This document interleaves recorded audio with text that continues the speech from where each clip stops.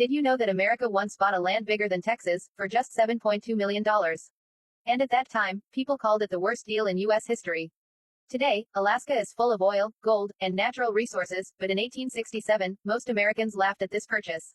So why did Russia sell Alaska? And why did America decide to buy a frozen land nobody wanted?